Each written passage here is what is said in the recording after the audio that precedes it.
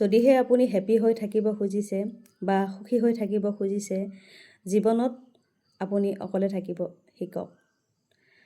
অকলে থাকিব এইটো কাৰণে কৈছোঁ, কাৰণ যিদিনাখন আপুনি আপোনাৰ জীৱনৰ সকলো কথা আনৰ আগত শ্বেয়াৰ কৰিব, সেইদিনাখনৰ পৰাই আপুনি আপোনাৰ বেয়া দিন আৰম্ভ কৰিব। কাৰণ সেই স্বাৰ্থপৰ মানুহবোৰে আপোনাৰ সুযোগ ল'ব।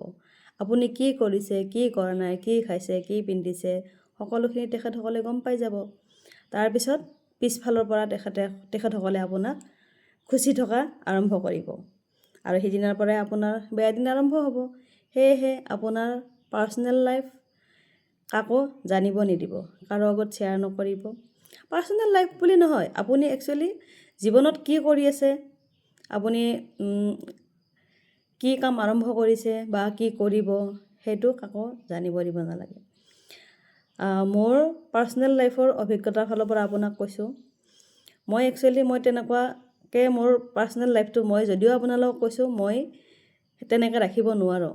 মই যদি কিবা এটা আৰম্ভ কৰিছোঁ নহয়, মোৰ ঘৰৰ মানুহ হওক বা কোনোবা লগৰ হওক, তেখেতসকলক কাৰোবাৰ লগত মোৰ শ্বেয়াৰ কৰা যায়েই। কিন্তু পিছত গম পাওঁ যে তেখেতসকলে মোক লৈ জ্বলিছে, মোক লৈ পৰচৰ্চা আৰম্ভ কৰি দিছে বা সমালোচনা কৰিছে। সমালোচনাটো একচুৱেলি বেয়া বস্তু নহয়, সমালোচনা কৰিব লাগে, কিন্তু ভালো কৰিব লাগে, বেয়া কৰিব। সমালোচনা হৈছে ভাল আৰু বেয়াৰ মাজৰ যিখিনি আলোচনা। কিন্তু আজিৰ দিনত আপোনাৰ সমালোচনা কৰে কিটো, যিটো আপোনাৰ বেয়া ছাইড আছে, যিটো আপোনাৰ কাৰণে ক্ষতিকাৰক, সেই কথাটোহে তেখেতসকলে আৰম্ভ কৰে বা আপোনাৰ পিছত কথা পাতে।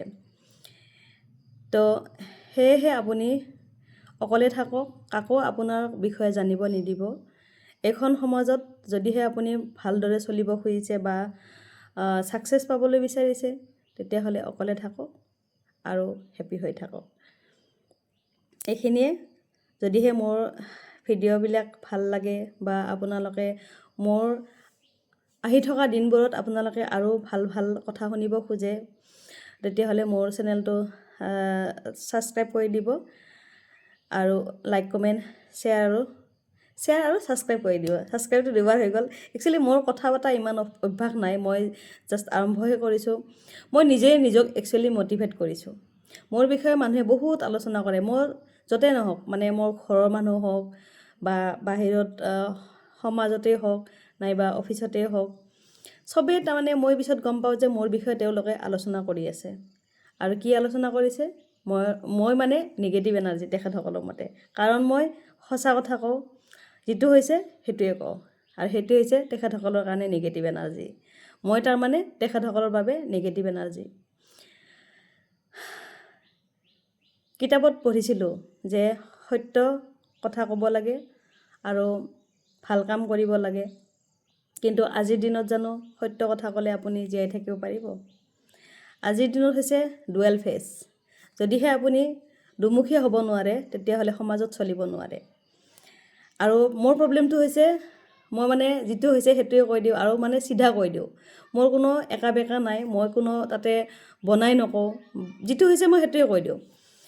সেইকাৰণে মোৰ যিখিনি মানে ফ্ৰেণ্ডছ আছে, তেওঁলোকে মোৰ আগত একো কথাই নকয়। যদিহে মই গৈছোঁ না কিবা যদি কথা পাতি আছে, তেখেতসকলে মানে বেলেগ হৈ যায় বা কথা পতা বন্ধ কৰি দিয়ে। কিন্তু মই আকৌ ঘৰত আহি কিনে দুখ কৰোঁ বা কেতিয়াবা কান্দোঁ, কিন্তু পিছত আকৌ নিজৰ ষ্ট্ৰেংথ হৈ থিয় দিওঁ, নিজক সাহস দিওঁ।